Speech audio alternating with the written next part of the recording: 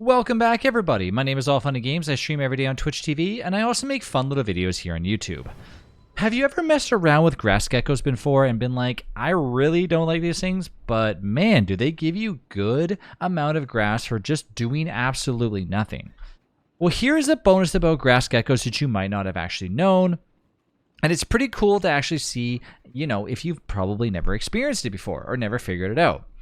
Well, here's the thing. When it comes to grass geckos, they get pretty startled fairly easy, and sometimes they just appear out of nowhere, especially when you're plucking your grass over a certain amount of time. Basically, what happens is through every time you've actually been through a year and don't starve together, sometimes a little bit less time, sometimes a little bit longer, by the time you pluck the grass that you brought home, grass geckos will eventually appear. It's kind of like not a punishment, but it's kind of like an interesting way for grass to basically kind of spread out. And obviously just somewhat penalize you for pretty much picking grass continuously. And then eventually grass geckos will show up and they'll be like, hey, you know what? Now I'm taking over your grass tuff, and then grass tuffs go missing. Then you have to replace them. The bonus about this, though, is if you know what to do with these grass geckos, basically startle them every now and then, you can actually get free grass for pretty much doing nothing. They just basically drop grass from their tails whenever they grow them, and then you just walk up and grab the grass. The cool thing is, though, is there's an easy way for you to actually keep these grass geckos super annoyed and or scared. And as you can see, I've made two containers so you can kind of tell for yourself the difference between the two. One set is actually continuously angry, and not angry, but I should say because they don't actually attack you, but scared. And the other set is perfectly normal. The reason for this is because I've put Chester inside of the actual cage. When Chester is inside the cage, it causes all the grass geckos to freak out and drop their little bits of pieces of grass. It's probably one of the coolest methods of doing this, especially if you're not even using Chester anyways. You can also, I believe, use Glommer, but Chester's a lot easier because Glommer, in my opinion, should be left near a sanity station, especially if you want to collect that goop every now and then, which you can use for multiple different things.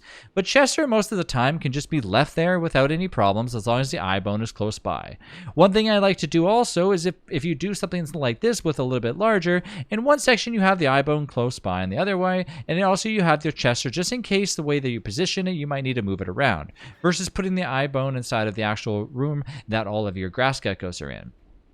This also gives you the opportunity to eventually separate the grass geckos into each individual area, and perhaps just want to go ahead and plant more grass on the right-hand side and put your grass geckos in the pen to the left where the Chester is. Nonetheless, they will continuously get pretty much scared and annoyed, and eventually I believe they will try to pass out. I mean, as you can kind of see here, some of them are eventually getting super tired and passing out for the night, and then they'll wake up again in the morning and continue down the actual path of just getting super annoyed and scared. And most of the time, continuously running and running and running will, get you a ton of grass. But obviously, you can see they basically wake up again and they immediately go to being scared again. So in another day or so, you're going to have a bunch of different grass sitting here. So for example, if I do a long update and I do, let's just do 500 just to showcase, you can see that, of course, in a few seconds, we're going to have even more grass come here. Let me feed my character so we won't have any problems. I'll do the command one more time, and you can see the grass tails are back, and once again, they dropped a bunch of pieces of grass immediately because they're already super scared, and basically we want to walk in there and get all the grass that we can. We'll be having no problem doing that as we're completely penned in.